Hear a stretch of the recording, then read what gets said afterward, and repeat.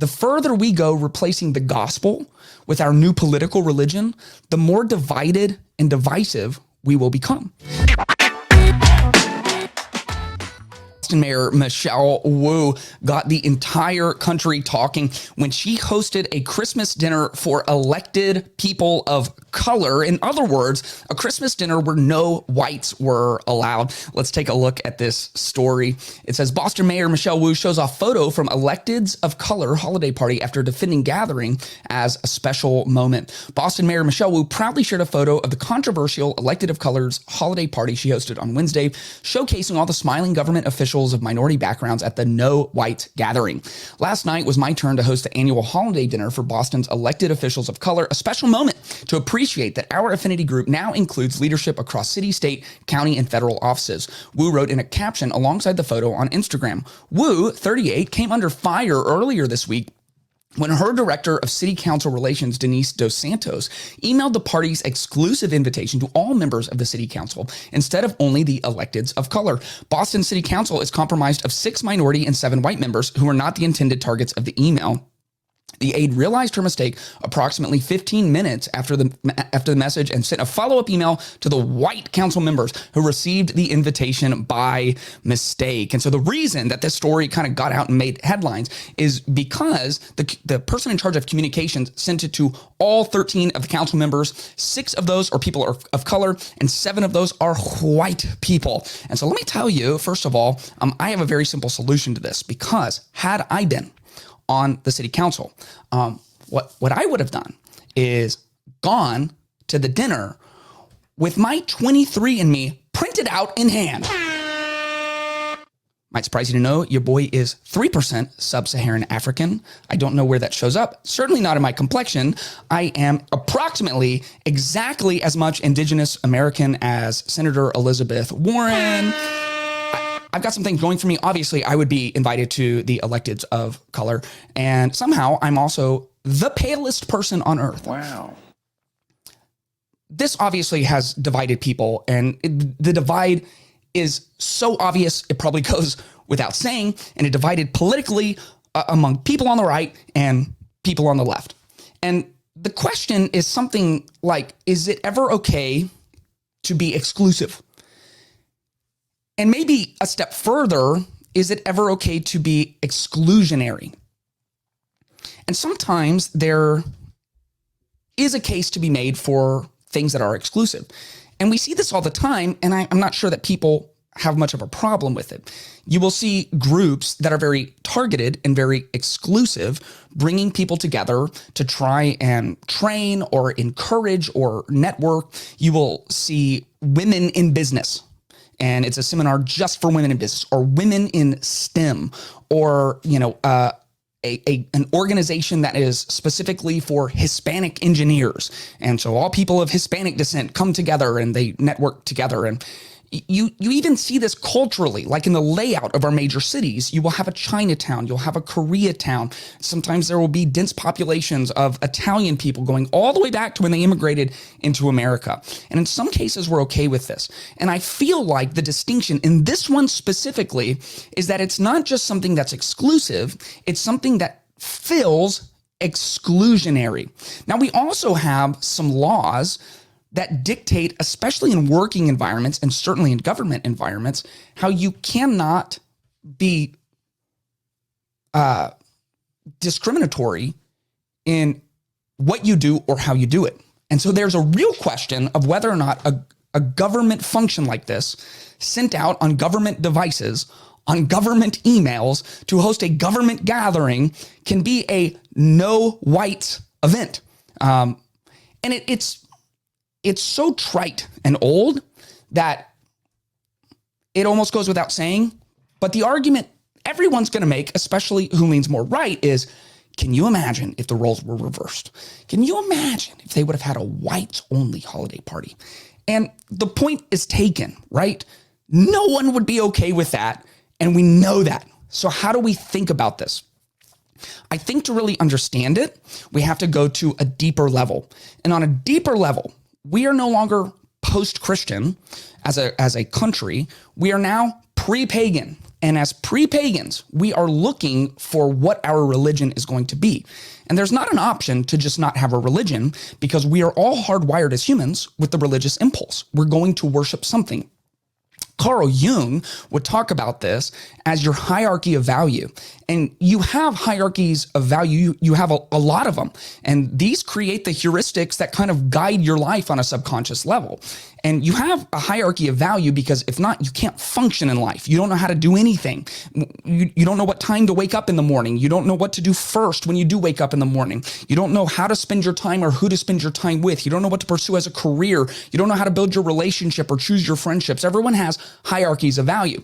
And Carl Jung would say whatever sits at the very top of your highest hierarchy of value, that is your God, and that will now organize you religiously. And so we have some new modern religions, and the undertone of all of them are political. And so some people are more hardwired to go the climate route. That might be the dominant religious impulse of our day, is worshiping Mother Gaia and going all the way back like the agrarian societies and worshiping the climate and worshiping this deistic view of the world.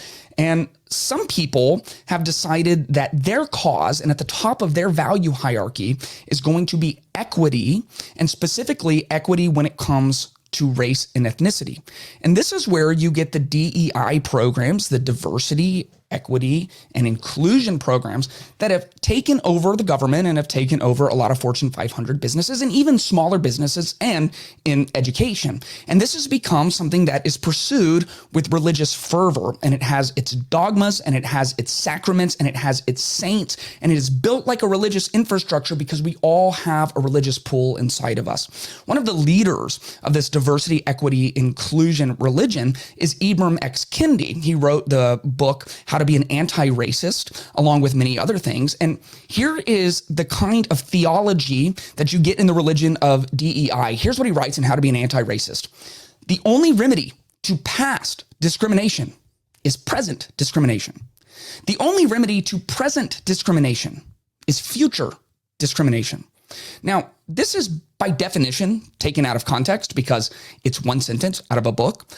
But this perhaps is the sentence out of that book that best encapsulates the entire thrust of the book itself. And so if you want to go get the book and read the entire book and then tell me why I'm wrong about the context, then you are welcome to do that. However, this is the key to understanding this new religion. The only remedy to past discrimination is present discrimination. Now, to be racist is to be someone who discriminates.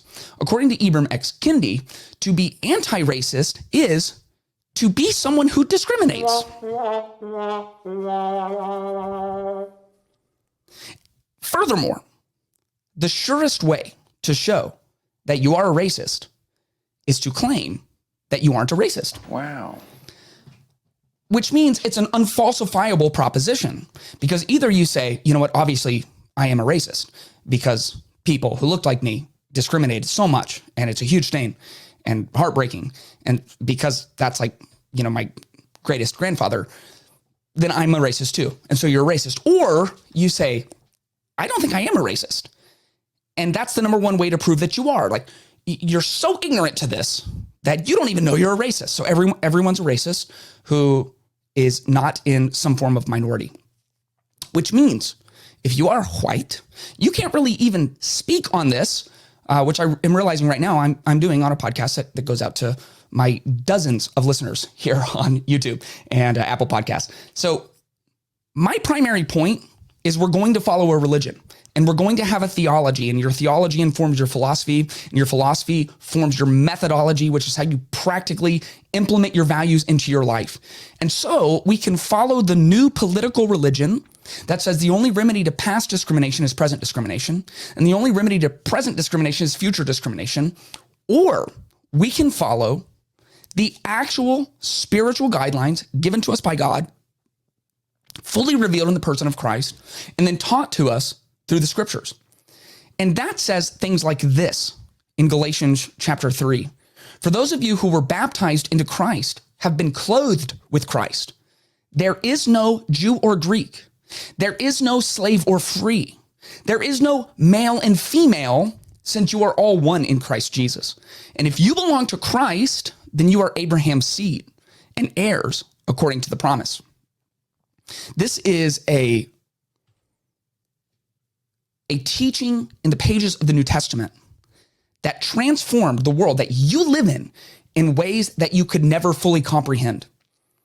This not only sits as unique in ancient religious writings, this not only sits as unique in the pages of all ancient documents in history, this sits as diametrically opposite of how the world functioned up until the movement of Jesus spread across the globe and had its influence.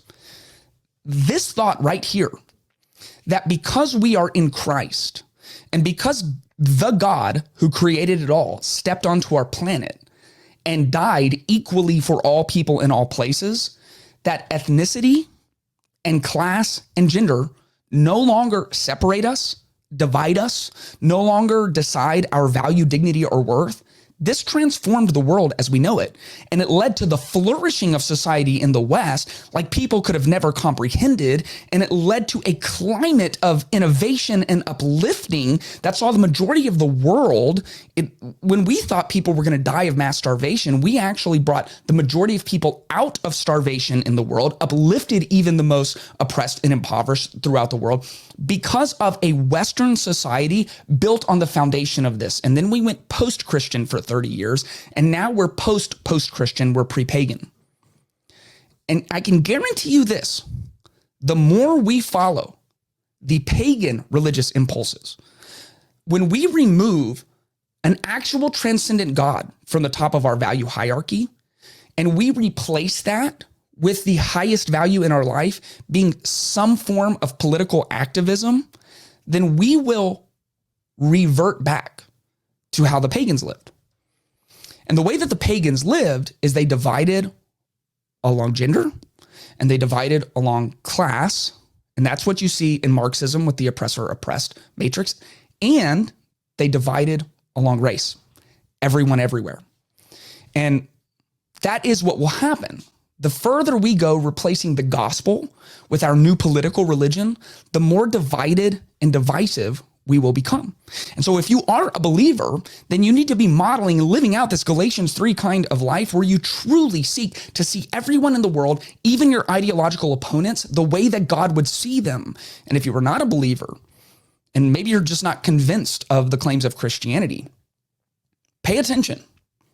If God gives you enough time over the next 5 years, 10 years, 20 years, remember this. The further we go away from God, the more we will worship our innate pagan religious impulses. And the more we follow our innate pagan religious impulses, the more divided and the more divisive we will become. If you enjoyed this clip, make sure you check out the full podcast and subscribe and hit the notification bell to stay up to date with all new content. You can also support the channel at patreon.com/Clayton Tyner. Link is in the description below.